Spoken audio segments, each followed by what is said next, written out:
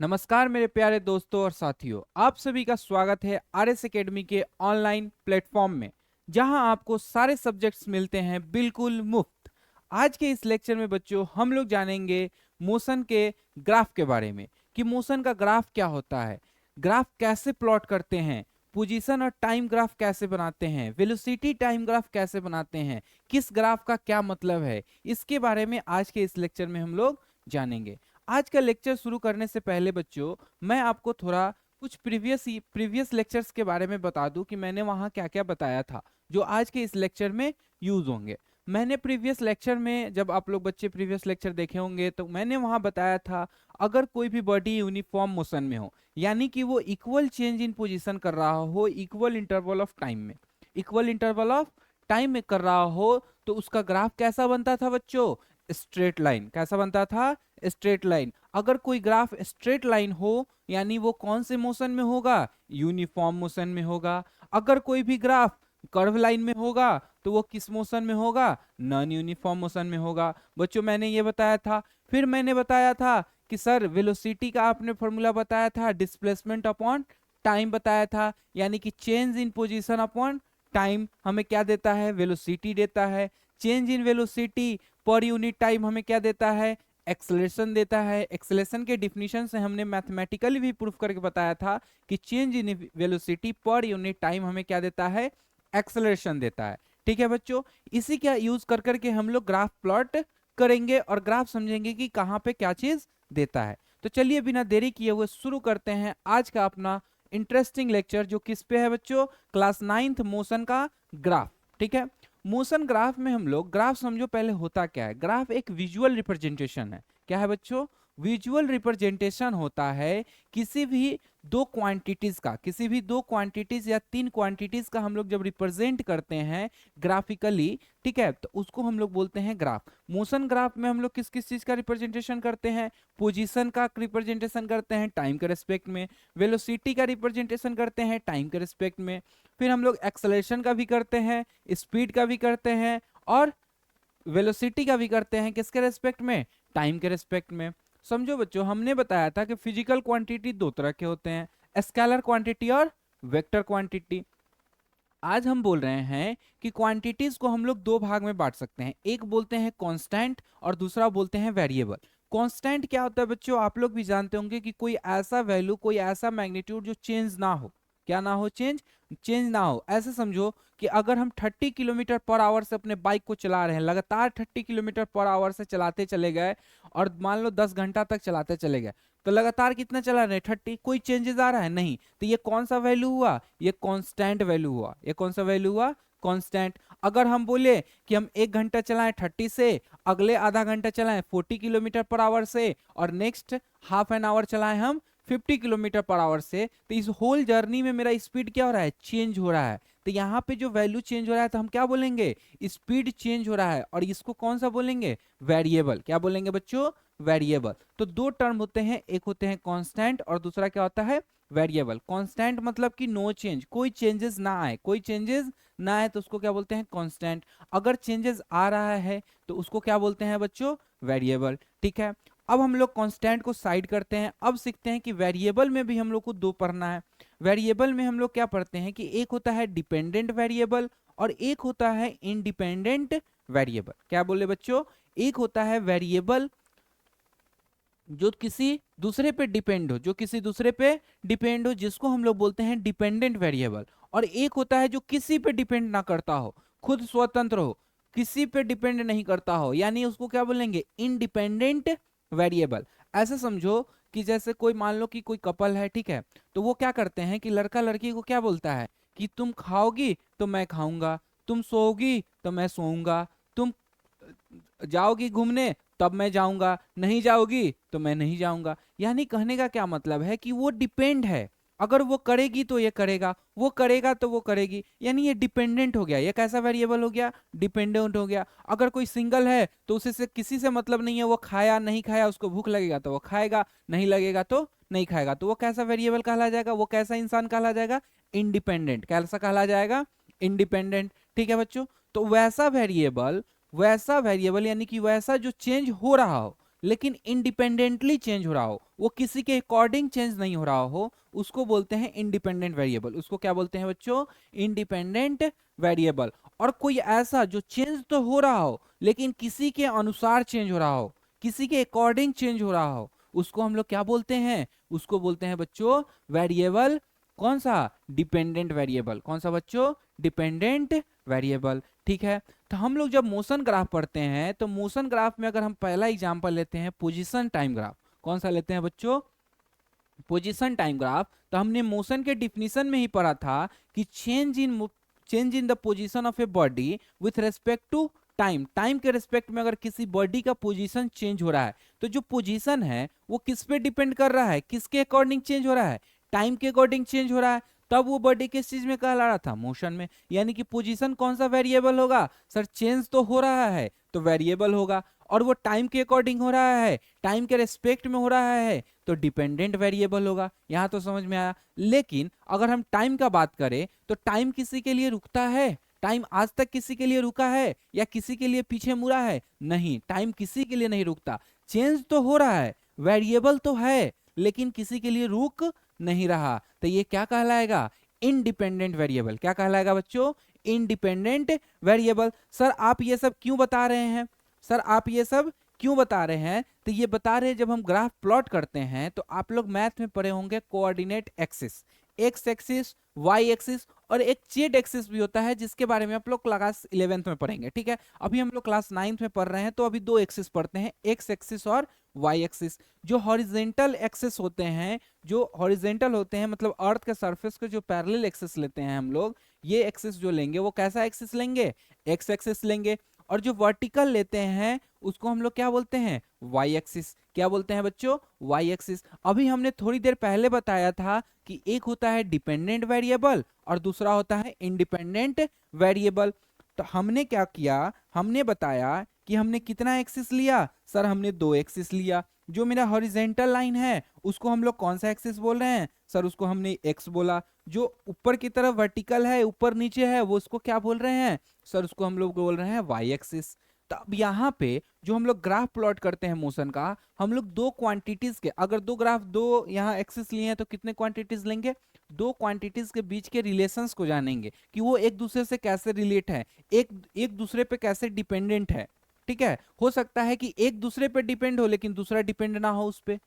ठीक है, जैसे ऐसे समझो कि मान लो कि कोई किसी पे हम पे क्रश है। ठीक है, तो हम उसके अकॉर्डिंग चल रहे हैं लेकिन वो मेरे अकॉर्डिंग नहीं चल रही है, वो मेरे अकॉर्डिंग नहीं चल रही है। ये केस हो सकता है।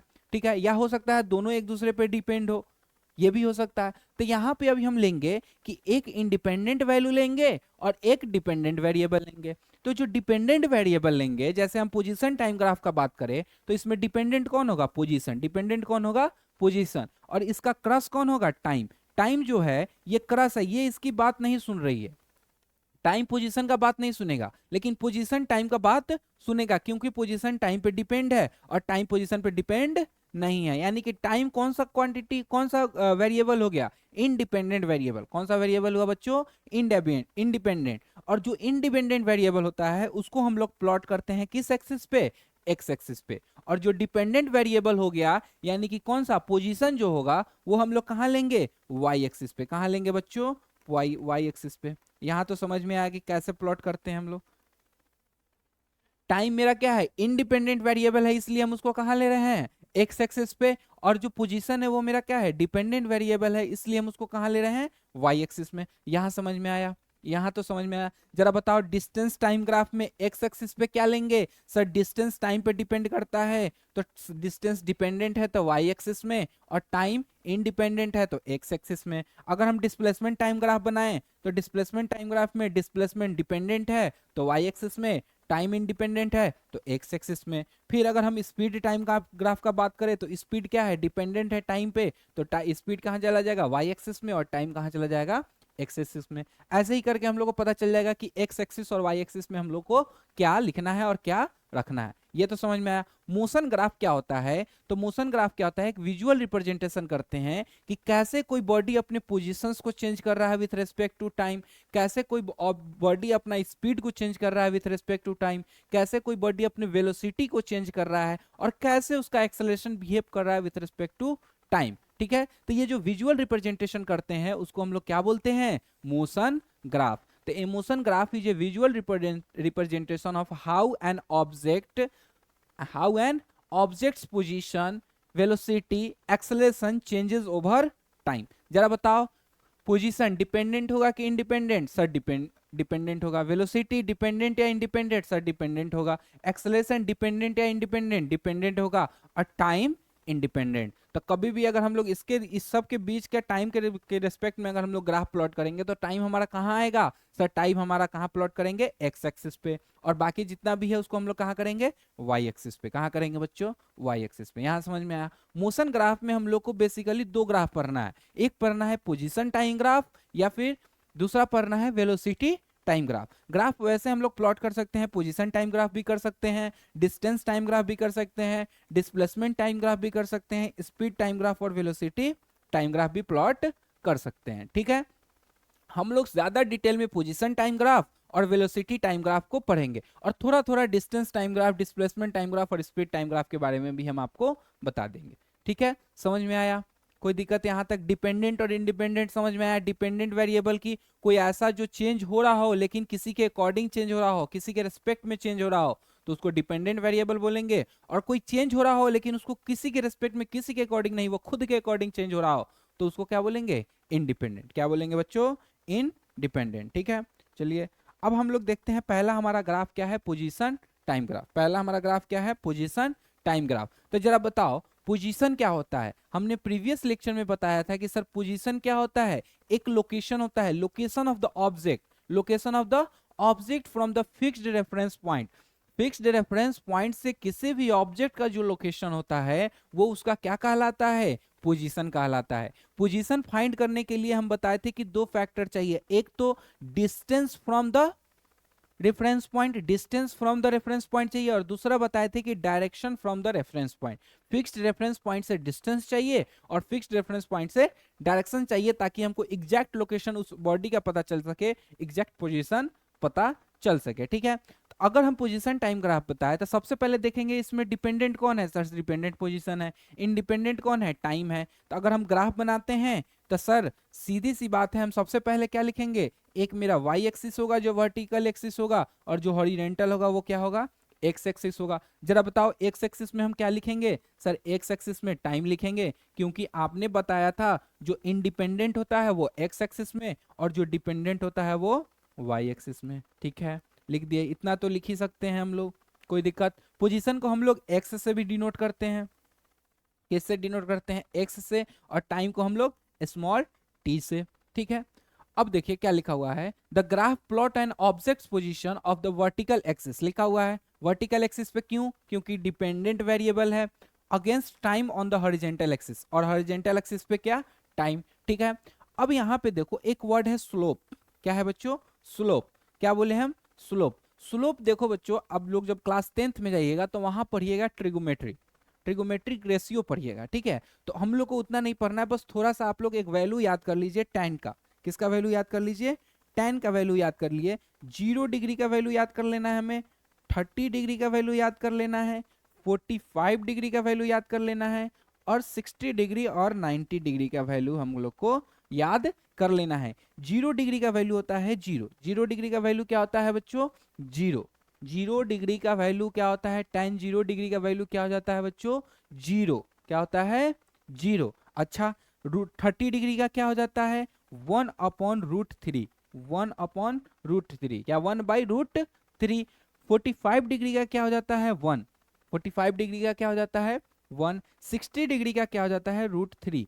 और 90 डिग्री का हो जाता है इनफाइनाइट। क्या हो जाता है बच्चों? अच्छा, यहाँ पे हमें एक चीज पता चल रहा है कि 0 डिग्री है तो 0, 30 डिग्री है तो थोड़ा वैल्यू बढ़ा, थोड़ा वैल्यू बढ़ा, 45 डिग्री है तो वैल्यू और बढ़ा। यानी कि जैसे जैसे एंगल का वैल्यू, डिग्री का एंगल का वैल्यू बढ़ रहा है, हमारा tan का भी वैल्यू क्या हो रहा है? इंक्रीज हो रहा है। क्या हो रहा है बच्चों? इंक्रीज हो रहा है। हमें कहाँ तक पढ़ना है? 90 तक। कहाँ तक पढ़ना है? 90 तक। ठीक है, यहाँ तो समझ में आया। तो जो स्लोप होता है, ये स्लोप इक्वल टू होता है, स्लोप इक्वल टू क्या होता है बच्चों? tan theta. सर आपने tan थीटा क्यों पढ़ाया था? तो हम स्लोप बताने के लिए tan थीटा पढ़ाए हैं। स्लोप बताने के लिए क्या पढ़ाए हैं बच्चा? tan theta. ठीक है, तो tan 0 का वैल्यू कितना 0 डिग्री, tan 30 का वैल्यू कितना 1/√3, tan 45 डिग्री का वैल्यू कितना 1, tan 60 डिग्री का वैल्यू क्या √3 और tan 90 का क्या वैल्यू इनफाइनाइट, क्या होता है इनफाइनाइट, ठीक है।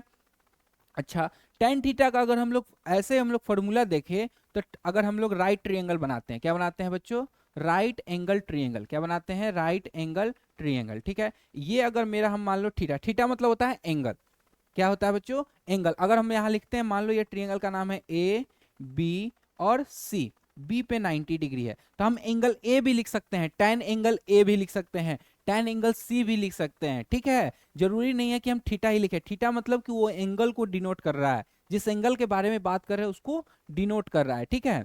तो यहाँ अगर हम tan ए लिख रहे हैं तो tan का फॉर्मूला क्या होता है जरा बताओ। राइट एंगल ट्रायंगल में हमारा जो थीटा के सामने वाला जो साइड होता है, यानी कि जो एंगल हम ले रहे हैं उसके सामने वाले साइड को हम लोग क्या बोलते हैं परपेंडिकुलर। और जिस पे वो एंगल बनता है, हम जैसे मान लो हम यहाँ खड़े हैं तो किस पे खड़े हैं धरती पे खड़े हैं, तो धरती मेरा क्या होगा आधार होगा, बेस होगा, क्या होगा बेस होगा, तो वो क्या कहलाएगा बेस। और हम खड़े हैं तो हम क्या है परपेंडिकुलर, हम क्या है परपेंडिकुलर, ठीक है। तो जिस पे एंगल बनता है, जिस पे एंगल बनता है, सॉरी बच्चों, जिस पे एंगल बनता है, जिस पे एंगल बनता है उसको क्या बोलते हैं बच्चों बेस, उसको क्या बोलते हैं बेस। और एंगल के सामने वाले साइड को क्या बोलते हैं परपेंडिकुलर। और जो सबसे लॉन्गेस्ट साइड होता है हमारा राइट एंगल ट्रायंगल में उसको क्या बोलते हैं हाइपोटेनस, क्या बोलते हैं हाइपोटेनस। यहां तक तो समझ में आया। तो tan थीटा का फॉर्मूला क्या होता है perpendicular by base, perpendicular by base. तो क्या हम लिख सकते हैं slope equal to tan theta और tan थीटा बराबर perpendicular by base, perpendicular by base. यहां तक समझ में आया। इस स्लोप का मतलब समझ में आया सर, स्लोप का मतलब है tan थीटा और tan थीटा का फॉर्मूला क्या आता है परपेंडिकुलर बाई बेस। अगर मान लो कि हमारा एंगल दिया हुआ है तो सीधा वैल्यू हो जाएगा ये, ठीक है। अभी बताएंगे कैसे कैसे ये वैल्यू हमें याद करना होगा। पोजीशन टाइम ग्राफ में भी यूजेज आएंगे और वेलोसिटी टाइम ग्राफ में भी इसका यूजेज आएंगे, ठीक है। आप लोग इसको लिख ले, ठीक है, आप लोग इसको लिख ले। चलिए हो गया। अब हम लोग देखते हैं कि ये स्लोप क्या है। देखो अगर हम पोजीशन टाइम ग्राफ बनाए, क्या बनाए बच्चों पोजीशन टाइम ग्राफ बनाए, पोजीशन टाइम ग्राफ बनाए तो एक्स एक्सिस पे हमारा ये हमारा क्या है ओरिजिन, ये मेरा क्या है ओरिजिन। एक्स एक्सिस पे हम किसको लिखेंगे सर एक्स एक्सिस पे हम टाइम को लिखेंगे, वाई एक्सिस पे हम किसको लिखेंगे सर वाई एक्सिस पे पोजीशन को लिखेंगे, ठीक है। यहां तक तो कोई दिक्कत नहीं है। अच्छा अगर मान लो कोई यहां से शुरू हो, अगर स्ट्रेट लाइन हो, क्या हो बच्चों स्ट्रेट लाइन हो, तो स्ट्रेट लाइन हो तो सबसे पहला पॉइंट कौन सा मोशन होगा जरा बताओ। स्ट्रेट का अगर ग्राफ बनता है तो वो कौन सा मोशन हो जाता है यूनिफॉर्म मोशन, कैसा हो जाता है यूनिफॉर्म मोशन। अच्छा अभी हम बताए कि क्या बताया कि the slope of the position time graph represent the object velocity. जो पोजीशन टाइम ग्राफ का स्लोप है वो हमें क्या देता है वेलोसिटी देता है, बॉडी का वेलोसिटी देता है, पार्टिकल्स का क्या देता है वेलोसिटी देता है। जरा बताओ इसका स्लोप मतलब यही वाला एंगल, इस एंगल को हम थीटा मान लेते हैं, क्या मान लेते हैं बच्चों थीटा मान लेते हैं। जरा बताओ अगर हम यहां थीटा बनाए, ठीक है, यहां बनाए, सब क्या आ रहा है सब इक्वल आ रहा है। अगर ये पैरेलल है तो ये इसके बराबर, ये इसके बराबर कंसेक्यूटिव इंटीरियर एंगल से। तो यहाँ पे जो हमारा थीटा है स्ट्रेट लाइन, जब हमारा लाइन कैसा बन रहा है स्ट्रेट लाइन बन रहा है तो हमारा थीटा क्या है कांस्टेंट है। क्या है बच्चों थीटा क्या है मेरा कांस्टेंट है, थीटा मेरा क्या है कांस्टेंट है। तो जब मान लो कि थीटा मेरा कांस्टेंट है तो tan थीटा भी मेरा क्या होगा कांस्टेंट होगा, क्या होगा कांस्टेंट होगा। और हम लिखे हुए हैं कि स्लोप हमें क्या देता है वेलोसिटी, स्लोप हमें क्या देता है वेलोसिटी। और हम लोग जानते हैं कि tan थीटा बराबर स्लोप होता है और स्लोप हमें क्या देता है सर स्लोप हमें वेलोसिटी देता है, स्लोप हमें क्या देता है वेलोसिटी। और tan थीटा कांस्टेंट है तो मेरा वेलोसिटी भी क्या हो जाएगा बताओ जरा सर वेलोसिटी भी कांस्टेंट हो जाएगा। मतलब कि वेलोसिटी चेंज नहीं हो रहा है, वेलोसिटी चेंज नहीं हो रहा है। पता चला यहाँ पे वेलोसिटी चेंज नहीं हो रहा है। तो सिंपल है बस स्लोप देखना है थीटा इंक्रीज कर रहा है या थीटा डिक्रीज कर रहा है या थीटा कांस्टेंट है, या थीटा क्या है कांस्टेंट है। बस थीटा का वैल्यू याद है थीटा देखना है कि क्या है, इंक्रीज कर रहा होगा तो इंक्रीज होगा, थीटा डिक्रीज कर रहा होगा तो वेलोसिटी क्या हो रहा होगा, डिक्रीज हो रहा होगा। अगर थीटा कांस्टेंट है, थीटा चेंज ही नहीं हो रहा है, तो वेलोसिटी भी क्या होगा, कांस्टेंट होगा। कोई दिक्कत बच्चों, समझ में आया? सर स्लोप इक्वल टू क्या होता है, tan थीटा, और tan थीटा ऑफ यानी कि slope of position time graph हमें क्या देता है, वेलोसिटी। क्या देता है बच्चों, वेलोसिटी। ये समझ में आया? तो अगर ग्राफ मेरा स्ट्रेट लाइन है, यहाँ पे देखो जब यहाँ से शुरू हो रहा है तो ये जीरो से शुरू हो रहा है, क्या हो रहा है, अगर हम ऐसा ग्राफ बनाते हैं कि ये यहाँ से शुरू हो, तो सर एट टाइम जीरो इसका कहाँ था, पोजीशन कहीं और था, लेकिन था तो स्ट्रेट ही ना, यहाँ पे भी वेलोसिटी क्या होगा, कांस्टेंट ही होगा। क्या होगा बच्चों, कांस्टेंट ही होगा। समझ में आया? तो ये पहला केस था। ये पहला केस क्या है कि अगर पोजीशन टाइम ग्राफ में, अगर पोजीशन टाइम ग्राफ में मेरा ग्राफ अगर स्ट्रेट है और ऊपर की तरफ जा रहा है, नीचे की तरफ नहीं आ रहा है, कहाँ जा रहा है, ऊपर की तरफ जा रहा है, यानी मेरा थीटा क्या है, कांस्टेंट है, हर जगह थीटा मेरा, अगर यहाँ 30 डिग्री होगा तो यहाँ अगर टाइम के इसी के पैरेलल यहाँ शिफ्ट किए तो यहाँ पे भी 30 डिग्री आया, यहाँ पे भी 30 डिग्री आया। और हम बताए थे कि tan 30 का वैल्यू क्या होता है, जरा बताओ सर। tan 30 का वैल्यू होता है 1/√3। तो मेरा वेलोसिटी कितना होगा, वेलोसिटी होगा 1/√3 मीटर पर सेकेंड। सीधा सीधा सिंपल ग्राफ का यूज करके। कोई दिक्कत, समझ में आया? समझ में आया पहला केस? इसको नोट करना है तो नोट कर सकते हैं आप लोग, स्क्रीनशॉट भी ले सकते हैं। चलिए अब आते हैं दूसरे केस पे। दूसरा केस क्या है कि अगर मान लीजिए कि मेरा जो ग्राफ है, पोजीशन टाइम ग्राफ है, ये कर्व लाइन हो गया। कैसा हो गया, कर्व लाइन हो गया। अब जैसे ही पोजीशन टाइम ग्राफ हमारा कर्व लाइन हो गया, अब हम xt लिखेंगे, ठीक है। xt मतलब समझ आना है, x मतलब पोजीशन और t मतलब टाइम, ठीक है। अगर हमारा ग्राफ कैसा है, कर्व है, तो जैसे ही बताए थे कि ग्राफ कर्व हो जाए तो वो कौन सा मोशन हो जाएगा, नॉन यूनिफॉर्म मोशन। कैसा हो जाएगा, नॉन यूनिफॉर्म मोशन। और यहाँ पे जैसे ही ग्राफ है तो अगर इस पॉइंट पे देखे, किस पॉइंट पे देखे, अगर इस इंटरवल में देख रहे हैं तो थीटा क्या हो रहा है, जरा निकालिए थीटा यहाँ पे। तो सर थीटा यहाँ पे क्या हो रहा है, जरा नीचे की तरफ जैसे ही आता है, जैसे ऐसे समझो कि अगर इसका ग्राफ अगर हम लोग बड़ा करते हैं, थोड़ा जूम करके देखते हैं, तो इसका ग्राफ क्या हो रहा है, नीचे की तरफ आ रहा है। तो जब नीचे की तरफ आता है तो थीटा क्या होता है, डिक्रीज होता है। क्या होता है बच्चों, थीटा डिक्रीज हो रहा है, और डिक्रीज होगा तो tan थीटा का भी वैल्यू क्या हो जाएगा, घटेगा। और tan थीटा का वैल्यू घटेगा तो यहाँ पे वेलोसिटी क्या हो जाएगा, घट जाएगा। यहाँ पे वेलोसिटी क्या हो जाएगा, घट जाएगा। अच्छा यहाँ पे देखो इस पॉइंट पे ऊपर की तरफ जा रहा है, तो अगर मेरा पोजीशन टाइम ग्राफ में अगर ग्राफ मेरा ऊपर की तरफ जा रहा है यानी थीटा बढ़ रहा है, थीटा क्या हो रहा है, बढ़ रहा है। और थीटा बढ़ेगा तो वेलोसिटी क्या हो जाएगा, इंक्रीज कर जाएगा। तो इसमें क्या है कि थीटा बढ़ भी रहा है, घट भी रहा है, फिर बढ़ रहा है, फिर घट रहा है। तो कर्व लाइन है तो सीधी बात है नॉन यूनिफॉर्म है, और वेलोसिटी चेंज हो रहा है। वेलोसिटी क्या हो रहा है, चेंज हो रहा है, ठीक है, कोई दिक्कत नहीं है। चलिए ये समझ में आया दूसरा केस। थर्ड केस हमारा क्या है कि अगर मान लीजिए पोजीशन टाइम ग्राफ है, जैसे वही वाला बताएं कि ऐसे है ऊपर की तरफ, तो अगर इस पॉइंट पे थीटा निकालते हैं, ठीक है, इस पॉइंट पे थीटा निकाल रहे हैं, फिर हम लोग इस पॉइंट पे भी थीटा निकाल सकते हैं। तो जरा देखिए यहाँ थीटा क्या हो रहा है, इंक्रीज हो रहा है। थीटा क्या हो रहा है, यहाँ थोड़ा कम था, यहाँ ज्यादा है, यहाँ ज्यादा है, तो थीटा इंक्रीज हो रहा है। थीटा क्या हो रहा है, सर ये आप कैसे निकाल दिए, देखो आप लोग जब क्लास 10th में जाओगे तो सर्कल का पढ़ोगे कि जैसे भी सर्कल या कर्व लाइन होता है तो वहां पे जो हम लोग निकालते हैं ना, तो एक लाइन से निकालते हैं जिसको हम लोग बोलते हैं टेंजेंट। क्या बोलते हैं बच्चों, टेंजेंट। टेंजेंट क्या होता है कि सर्कल के सरकमफ्रेंस पे एक पॉइंट पे टच करे, कोई ऐसा लाइन सेगमेंट जो सर्कल के सरकमफ्रेंस के किसी एक पॉइंट पे टच करता है तो उसको बोलते हैं टेंजेंट। क्या बोलते हैं बच्चों, टेंजेंट। और वही यहाँ पे हम बना के बताए हैं। तो यहाँ थीटा क्या हो रहा है, सर यहाँ थीटा इंक्रीज कर रहा है। सर यहाँ थीटा क्या हो रहा है, इंक्रीज कर रहा है। अच्छा अच्छा, कर्व लाइन है तो कैसा मोशन होगा, यूनिफॉर्म या non uniform, sir non uniform होगा। कर्व मतलब नॉन यूनिफॉर्म। अच्छा थीटा इंक्रीज कर रहा है तो जरा बताइए वेलोसिटी क्या होगा, सर वेलोसिटी भी इंक्रीज करेगा, वेलोसिटी भी इंक्रीज करेगा। कोई दिक्कत, कोई दिक्कत यहाँ तक समझ में आया? चलिए अब आते हैं नेक्स्ट में। नेक्स्ट में हमारा क्या है, जरा देखिए, अगर ऐसा है, अगर मेरा पोजीशन टाइम ग्राफ, ये कौन सा ग्राफ है, पोजीशन टाइम ग्राफ है, याद रखिएगा ग्राफ के अकॉर्डिंग चल रहे हैं। यही कोई केस आएगा जिसमें ये ग्राफ पॉसिबल नहीं होगा, तो यहाँ पे हम पोजीशन टाइम ग्राफ बोल रहे हैं। यहाँ पे अगर हम निकालते हैं तो यहाँ पे थीटा मेरा घट रहा है, यहाँ मेरा थीटा क्या होगा, घटेगा। यहाँ मेरा थीटा देखिए यहाँ थोड़ा ज्यादा होगा, यहाँ कम और सटते जा रहा है, ठीक है। ऐसे समझिए अगर मेरा कर्व टाइम की तरफ मुड़ रहा है, किधर मुड़ रहा है, टाइम की तरफ मुड़ रहा है, टाइम की तरफ जा रहा है, टुवर्ड्स टाइम की तरफ जा रहा है, ऐसे नीचे की तरफ, टाइम की तरफ अगर जा रहा है तो मेरा थीटा क्या हो रहा है सर, थीटा डिक्रीज कर रहा है। सर थीटा क्या हो रहा है, डिक्रीज कर रहा है। और जैसे ही थीटा डिक्रीज किया यानी कि वेलोसिटी क्या हो गया, वेलोसिटी भी क्या हो जाएगा, डिक्रीज कर जाएगा। वेलोसिटी भी क्या हो जाएगा, डिक्रीज कर जाएगा। क्यों कर जाएगा, क्योंकि सर हम लोग देखे थे कि जैसे ही थीटा जीरो पे आ रहा था तो जीरो हो जा रहा था, और थीटा बढ़ रहा था तो बढ़ रहा था, टेन थीटा का वैल्यू बढ़ रहा था। जैसे ही थीटा बढ़ रहा था तो टेन थीटा का वैल्यू बढ़ रहा था, और थीटा घट रहा था तो टेन थीटा का वैल्यू घट रहा था। और टेन थीटा हमें देता है पोजीशन टाइम ग्राफ का क्या, स्लोप, और स्लोप हमें क्या देता है पोजीशन टाइम ग्राफ का सर, वेलोसिटी। ठीक है, समझ में आया, समझ में आया। चलिए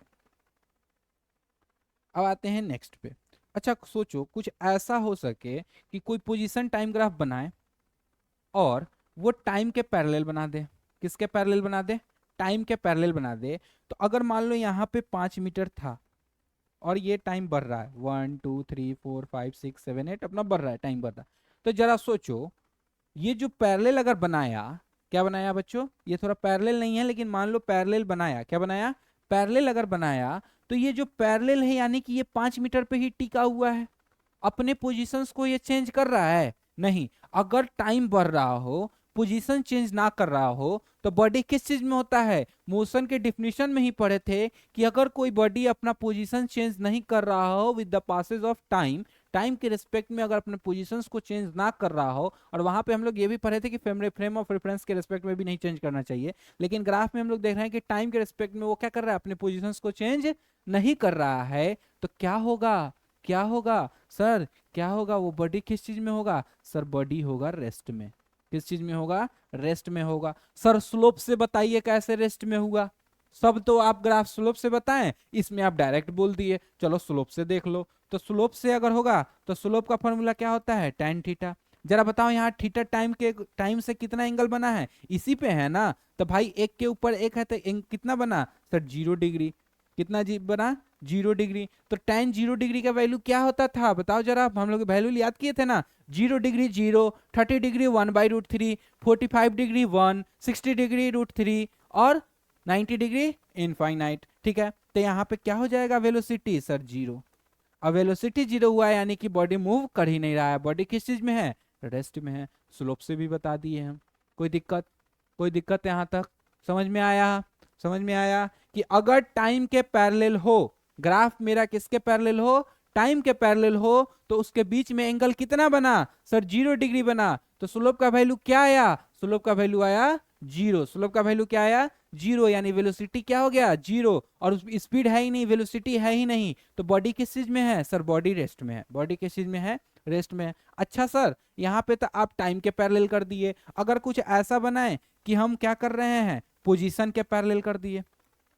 किसके पैरेलल कर दिए ग्राफ, पोजीशन के पैरेलल कर दिए। तो जरा बताओ यहाँ एंगल कितना बन रहा है सर, एंगल बन रहा है 90 डिग्री, और tan 90 का वैल्यू क्या था, इनफाइनाइट। क्या किसी बॉडी का वेलोसिटी इनफाइनाइट हो सकता है, प्रैक्टिकली ये पॉसिबल है, नहीं है, प्रैक्टिकली ये पॉसिबल नहीं है। वर्चुअल वर्ल्ड में ये पॉसिबल हम लोग कर सकते हैं कि हम लोग अपने ख्याली पुलाव इमेजिनेशन में कर ले, लेकिन प्रैक्टिकली ये पॉसिबल नहीं है कि किसी भी बॉडी का इनफाइनाइट हो जाए वेलोसिटी, क्या हो जाए, इनफाइनाइट हो जाए। अभी तक मैक्सिमम वेलोसिटी हम लोग लाइट का पढ़े थे 3 × 10⁸ मीटर पर सेकेंड, उससे भी ज्यादा इनफाइनाइट क्या है, पॉसिबल है, नहीं, यानी कि ये ग्राफ पॉसिबल नहीं है। क्यों नहीं है, क्योंकि सर यहाँ पे हम जब स्लोप निकाल रहे हैं tan 90 का वैल्यू इनफाइनाइट होता है, और इनफाइनाइट किसी भी बॉडी का वेलोसिटी नहीं हो सकता है, तो ये ग्राफ पॉसिबल नहीं है।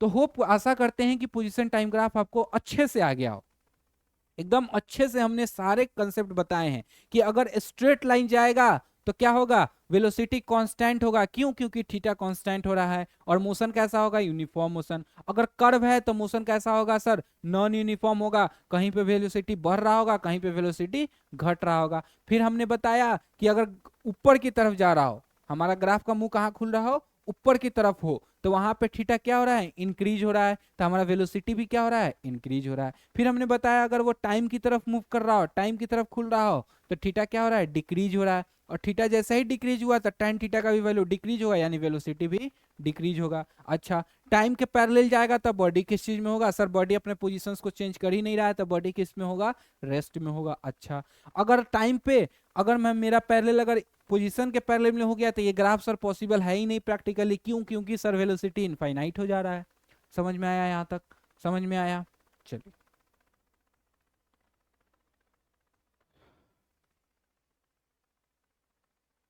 अब आते हैं अपना नेक्स्ट टॉपिक पे। नेक्स्ट टॉपिक हमारा क्या है, डिस्टेंस टाइम ग्राफ। क्या है बच्चों? Distance time graph.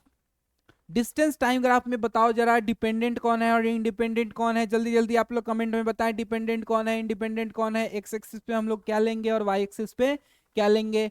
ठीक है, तो एक डिपेंडेंट कौन है सर, डिपेंडेंट डिस्टेंस है।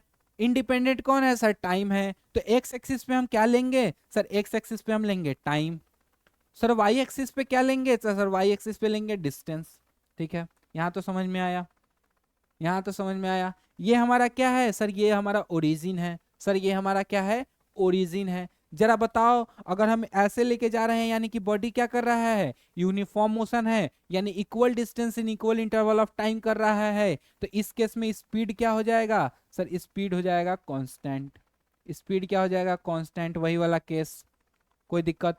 अगर मेरा कोई ग्राफ हम ऐसे बनाते हैं, ये क्या हो रहा है सर, इंक्रीज कर रहा है। ये क्या हो रहा है, इंक्रीज कर रहा है। बताए हैं ना, ऐसे समझो कि जब हम बनाते हैं ऐसे स्माइली वाला बना रहे हैं, ऊपर की तरफ बनाएंगे, ठीक है, तो स्माइल ऊपर की तरफ यानी क्या हो रहा है, इंक्रीज कर रहा है। अगर हम सैडनेस वाला बना दिए, क्या वाला बना दिए, सैडनेस वाला बना रहे हैं, तो यानी डिक्रीज करेगा। क्या करेगा, डिक्रीज करेगा। ऐसे समझ लिया, याद कर लेना है, ठीक है।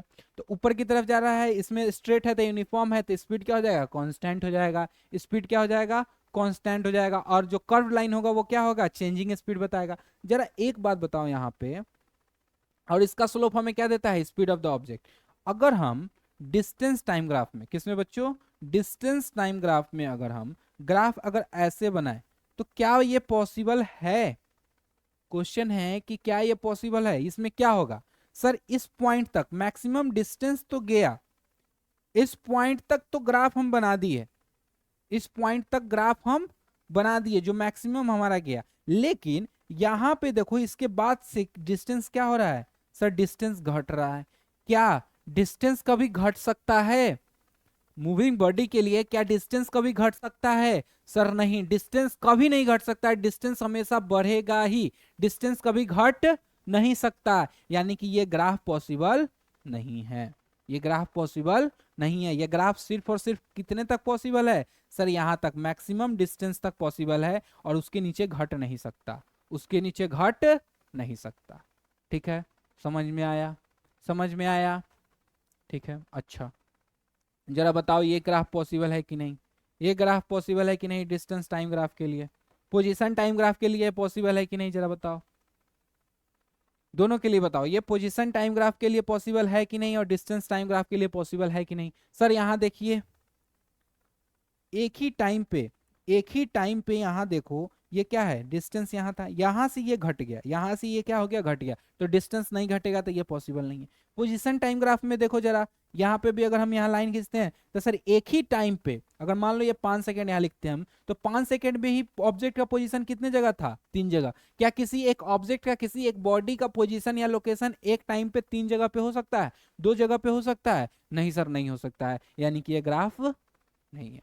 ठीक है, समझ में आया? और डिस्टेंस टाइम ग्राफ का स्लोप हमें क्या देता है सर, डिस्टेंस टाइम ग्राफ का स्लोप हमें स्पीड देता है। क्या देता है बच्चों, स्पीड देता है। तो हम लोग क्या बताएं कि अगर डिस्टेंस टाइम ग्राफ है, अगर स्ट्रेट लाइन है यानी कि क्या होगा, यूनिफॉर्म मोशन होगा, कांस्टेंट स्पीड से जाएगा। अगर कर्व होगा, क्या होगा बच्चों, कर्व होगा, तो ये कैसा होगा, नॉन यूनिफॉर्म होगा, और इसमें स्पीड क्या हो रहा होगा, चेंज हो रहा होगा। ठीक है, अगर ऐसा ग्राफ होगा नीचे की तरफ, तो डिस्टेंस घट नहीं सकता, यानी कि ये गलत है, ये क्या है, गलत है। ठीक है, समझ में आया? चलिए अब आगे देखते हैं हम लोग, डिस्प्लेसमेंट टाइम ग्राफ। अब हमारा कौन सा ग्राफ आया, डिस्प्लेसमेंट टाइम ग्राफ। जैसे हम लोग डिस्टेंस टाइम ग्राफ बनाए थे वैसे ही हम लोग डिस्प्लेसमेंट टाइम ग्राफ भी बनाएंगे। डिस्प्लेसमेंट में डिपेंडेंट कौन है सर? डिस्प्लेसमेंट है। इंडिपेंडेंट कौन है सर? इंडिपेंडेंट हमारा टाइम है। ठीक है, तो हम लोग बनाते हैं एक्स एक्सिस और वाई एक्सिस। वाई एक्सिस पे किसको रखेंगे सर? वाई एक्सिस पे हम रखेंगे डिस्प्लेसमेंट को, और इस पे क्या किसको रखेंगे सर? इस पे रखेंगे टाइम को। अगर मेरा ग्राफ स्ट्रेट लाइन है यानी कि क्या हो रहा है जरा बताओ सर? वो यूनिफॉर्म में है। किस मोशन में है? यूनिफॉर्म मोशन में है। और डिस्प्लेसमेंट टाइम ग्राफ का स्लोप, डिस्प्लेसमेंट टाइम ग्राफ का ग्रो स्लोप जैसे पोजीशन पढ़े थे ना, लगभग लगभग सिमिलर है। डिस्प्लेसमेंट टाइम ग्राफ का स्लोप हमें क्या देता है सर? डिस्प्लेसमेंट टाइम ग्राफ का स्लोप हमें क्या देता है? वेलोसिटी। क्या देता है? Velocity, change in velocity. ठीक है, क्या देता है हमें? वेलोसिटी देता है। चेंज इन हम लोग बोले थे ना, change in displacement per unit time हमें क्या देता है? वेलोसिटी। तो डिस्प्लेसमेंट कितना चेंज हो रहा है टाइम के अकॉर्डिंग, तो वही हमें क्या देता है? वेलोसिटी। क्या देता है बच्चों? वेलोसिटी। ठीक है, तो slope of displacement time graph हमें क्या देता है? वेलोसिटी। तो यहाँ पे क्या है देखो, थीटा हमेशा क्या है? स्लोप मतलब याद रखना, कोई भी ग्राफ हो, कोई भी ग्राफ हो, पोजीशन टाइम ग्राफ हो, स्पीड टाइम ग्राफ हो, डिस्टेंस टाइम ग्राफ हो, डिस्प्लेसमेंट हो या वेलोसिटी टाइम ग्राफ हो, स्लोप का मतलब ही होता है tan थीटा। स्लोप का मतलब ही क्या होता है? tan theta. अगर थीटा कांस्टेंट है तो वेलोसिटी की क्या है इसमें, कहा कि क्या होगा? डिस्प्लेसमेंट टाइम ग्राफ में कांस्टेंट होगा। अगर कर्व लाइन है तो नॉन यूनिफॉर्म है, यानी वेलोसिटी चेंज हो रहा होगा, घट भी रहा होगा और बढ़ भी रहा होगा। अगर अगर हम ऐसे बनाते हैं ऊपर की तरफ तो क्या हो रहा होगा? बढ़ रहा होगा। थीटा बढ़ रहा है सर तो वेलोसिटी भी बढ़ रहा है। अगर हम ग्राफ बनाते हैं नीचे साइडनेस वाला तो थीटा घट रहा है तो वेलोसिटी भी क्या हो रहा होगा? घट रहा होगा। ठीक है, जरा बताओ इसमें क्या ये पॉसिबल है या नहीं? डिस्प्लेसमेंट टाइम ग्राफ में ये पॉसिबल है या नहीं है? तो बताओ डिस्प्लेसमेंट घट सकता है या नहीं? यस सर, डिस्प्लेसमेंट घट सकता है। ये ग्राफ हमें क्या बता रहा है कि ये तो शुरू किया लेकिन फिर वो अपने इनिशियल पोजीशन पे आ रहा है, इनिशियल पे आ रहा है। जैसे हम घर गए, यहां से दुकान गए और दुकान से फिर घर आ रहे हैं, तो ये ग्राफ अगर कांस्टेंट स्पीड से जाते तो ऐसे गए और फिर ऐसे आ गए। देखो तो मेरा डिस्प्लेसमेंट का आ गया, फिर जीरो आ गया ना डिस्प्लेसमेंट। ठीक है, समझ में आया? समझ में आया? ये डिस्प्लेसमेंट टाइम ग्राफ में है पॉसिबल, लेकिन डिस्टेंस टाइम ग्राफ में ये पॉसिबल नहीं है। क्यों? क्योंकि डिस्टेंस घट नहीं सकता लेकिन डिस्प्लेसमेंट तो घट सकता है। डिस्प्लेसमेंट बढ़ भी सकता है, घट भी सकता है और निगेटिव भी हो सकता है, लेकिन डिस्टेंस कभी निगेटिव नहीं हो सकता। डिस्टेंस कभी निगेटिव नहीं हो सकता। ठीक है, समझ में आया? चलिए,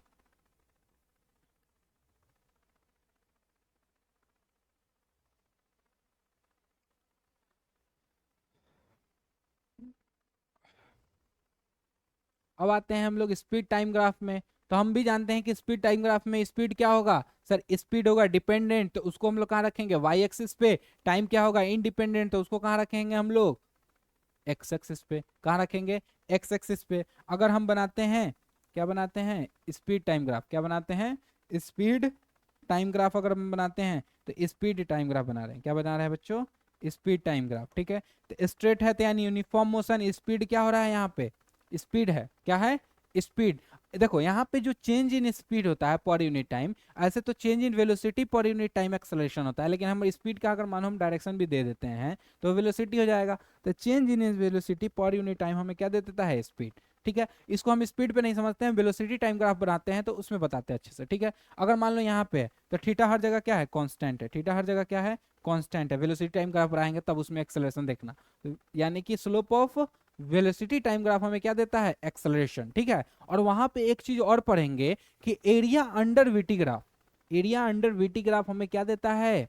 एरिया अंडर वीटी ग्राफ हमें क्या देता है? डिस्प्लेसमेंट। क्या देता है? डिस्प्लेसमेंट। ठीक है, और area under speed time graph क्या देता है? बताओ जरा। डिस्टेंस। क्या देगा? डिस्टेंस। अच्छा, अगर हम स्पीड टाइम ग्राफ में अगर हम बोले कि स्पीड ऐसे जा रहा है, ठीक है, तो स्पीड ऐसे है, ठीक, तो ये पॉसिबल है कि नहीं? तो सर हाँ, स्पीड बढ़ भी सकता है सर, स्पीड घट भी सकता है। स्पीड बढ़ भी सकता है और स्पीड घट भी सकता है, लेकिन डिस्टेंस कभी घट सकता है? डिस्टेंस तो नहीं घट सकता है, तो वहां पे वो क्या हो जाएगा? गलत हो जाएगा। ठीक है, समझ में आया? तो हम लोग इसको अच्छे से समझेंगे वेलोसिटी टाइम ग्राफ पे, स्पीड टाइम ग्राफ का ही सेम। तो स्पीड क्या है? स्पीड अगर टाइम ग्राफ बना रहे हैं तो स्पीड कहाँ लेंगे? वाई एक्सिस पे, और टाइम कहाँ लेंगे? एक्स एक्सिस पे। समझ में आया? चलिए देखते हैं हम लोग इसको वेलोसिटी टाइम ग्राफ पे। अब आया हमारा वेलोसिटी टाइम ग्राफ, इसको आप लोग अच्छे से समझिएगा। देखिए डिस्प्लेसमेंट डिस्टेंस टाइम ग्राफ और स्पीड टाइम ग्राफ का उतना यूजेस नहीं है जितना पोजीशन टाइम ग्राफ और वेलोसिटी टाइम ग्राफ का यूजेस है। इसको अच्छे से समझना है। पोजीशन टाइम ग्राफ भी आपको अच्छे से बताए हैं। अब बताएंगे आपको क्या, अब बताएंगे आपको वेलोसिटी टाइम ग्राफ। अब समझिए वेलोसिटी टाइम ग्राफ में मेरा डिपेंडेंट कौन है सर, वेलोसिटी है। तो वेलोसिटी कहाँ पे आएगा सर, वाई एक्सिस पे आएगा। वेलोसिटी कहाँ आएगा, वाई एक्सिस पे।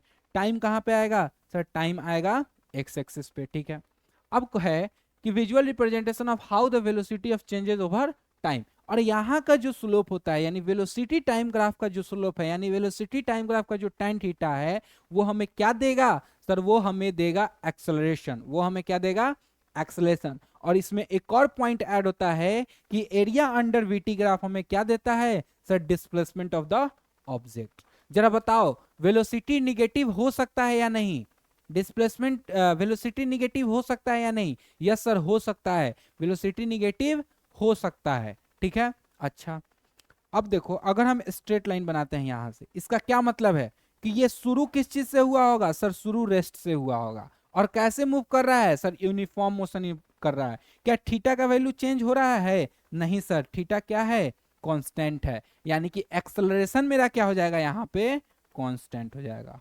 एक्सेलरेशन क्या हो जाएगा, कांस्टेंट हो जाएगा। और कांस्टेंट के साथ साथ ये कहां जा रहा है, ऊपर की तरफ जा रहा है, तो पॉजिटिव भी होगा। कैसा होगा, पॉजिटिव होगा।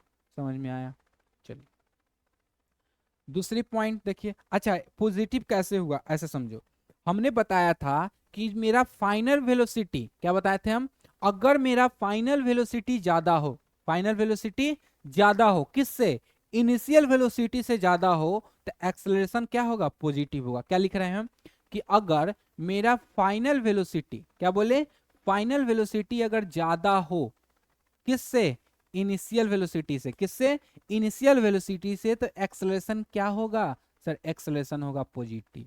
अगर मेरा फाइनल वेलोसिटी कम हो इनिशियल वेलोसिटी से, यानी एक्सेलरेशन क्या होगा, निगेटिव। क्या होगा, निगेटिव। ये पॉइंट याद रखना, ग्राफ में भी यूज आएगा। तो यहाँ क्या हो रहा है, वेलोसिटी बढ़ रहा है, पहले जीरो था फिर कुछ है फिर और बढ़ ही रहा है। ठीक है, और बढ़ तो रहा है लेकिन किससे, कांस्टेंट एक्सेलरेशन से। किससे बढ़ रहा है, कांस्टेंट एक्सेलरेशन से। कैसे पता कि सर स्लोप निकाले हर जगह थीटा का वैल्यू सेम आ रहा था, इसलिए एक्सेलरेशन क्या हो गया, कांस्टेंट हो गया। अच्छा अगर हम ऐसा ग्राफ बनाए तब ये क्या कह रहा है, तो ये कह रहा है कि सर कुछ इनिशियल स्पीड से वो चला है और कुछ फाइनल पे जा रहा है, तो स्पीड बढ़ रहा है या घट रहा है सर, बढ़ रहा है। और जब बढ़ रहा है तो एक्सेलरेशन कैसा होगा सर, एक्सेलरेशन होगा पॉजिटिव। अब जरा बताओ यहाँ पे जो एंगल होगा वही तो एंगल यहाँ पे भी होगा ना, तो यहाँ पे भी एक्सेलरेशन क्या हो गया, कांस्टेंट हो गया। यहाँ पे भी एक्सेलरेशन क्या हो गया, कांस्टेंट हो गया। ये दो ग्राफ समझ में आया, ये दो ग्राफ समझ में आया। अगर यहाँ से शुरू हो रहा है यानी कि बॉडी किस चीज से रेस्ट शुरू हो रहा है, रेस्ट से शुरू हो रहा है। ठीक है, यहाँ से शुरू हो रहा है यानी कि बॉडी कुछ इनिशियल स्पीड से शुरू हो रहा है और कुछ टाइम बाद उसका फाइनल स्पीड आ रहा है। और लेकिन स्ट्रेट लाइन है तो यूनिफॉर्म है, यूनिफॉर्म है तो साथ ही साथ यह क्या कर रहा है, सेम एंगल बना रहा है।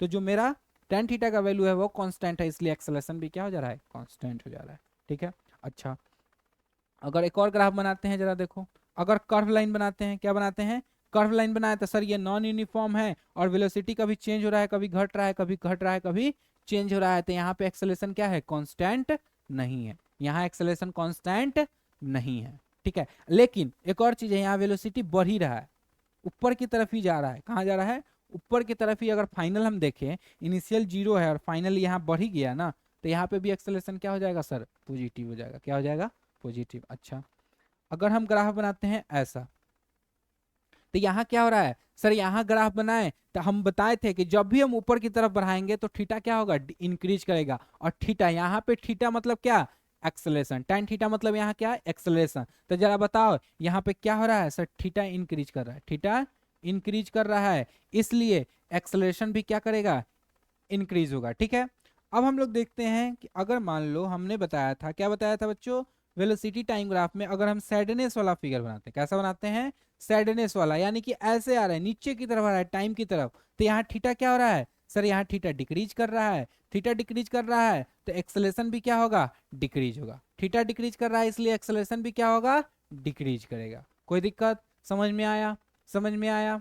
ठीक है, अच्छा चलो अब आते हैं नेक्स्ट पे। तो नेक्स्ट हमारा क्या है कि अगर हम मान लो कि वेलोसिटी टाइम ग्राफ में ग्राफ कुछ ऐसा बना है, उल्टा बना है, ठीक है। अब देखो यहाँ जो इनिशियल है टाइम टी पे, टी जीरो पे मेरा इनिशियल स्पीड ज्यादा था और नीचे स्पीड क्या हो रहा है, कम हो रहा है। तो हमने बताया था कि जब फाइनल वेलोसिटी, क्या बताया था, फाइनल वेलोसिटी अगर इनिशियल वेलोसिटी से कम हो, इनिशियल वेलोसिटी से कम हो तो एक्सेलेरेशन क्या हो जाता है सर, एक्सेलेरेशन हो जाता है निगेटिव। ये तो बताया था, ये बताया था। दूसरी पॉइंट यहाँ देखो, अगर ये लाइन है तो यहाँ पे क्या हो रहा है, एक्सेलेरेशन क्या हो रहा है, यहाँ पे थीटा क्या है, हर जगह कांस्टेंट है।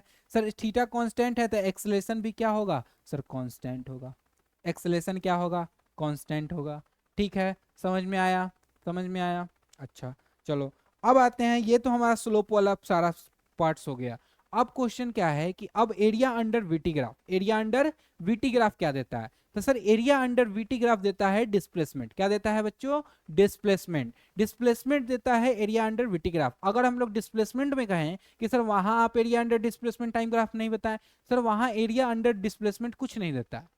डिस्प्लेसमेंट टाइम ग्राफ का एरिया कुछ नहीं देता है, इस पे उसके बाद आपका डिस्टेंस टाइम ग्राफ का भी कुछ नहीं देता है, पोजीशन टाइम ग्राफ का भी कुछ नहीं देता है। लेकिन जैसे ही हम लोग वेलोसिटी टाइम ग्राफ में एरिया निकालते हैं तो हमें क्या देता है, डिस्प्लेसमेंट। क्या देता है बच्चों, डिस्प्लेसमेंट। अगर मान लीजिए हमारा ग्राफ कुछ ऐसा दिया हुआ है at time T, at time T, तो इसका अगर आप एरिया निकाल दे, जरा बताइए कौन क्या है सर, ये ट्रायंगल है, तो इस ट्रायंगल का एरिया निकाल दीजिएगा तो इस पूरे ग्राफ का यानी कि उस बॉडी का क्या निकल जाएगा, डिस्प्लेसमेंट। क्या निकल जाएगा, डिस्प्लेसमेंट। अगर मेरा ग्राफ कुछ ऐसा दिया हुआ है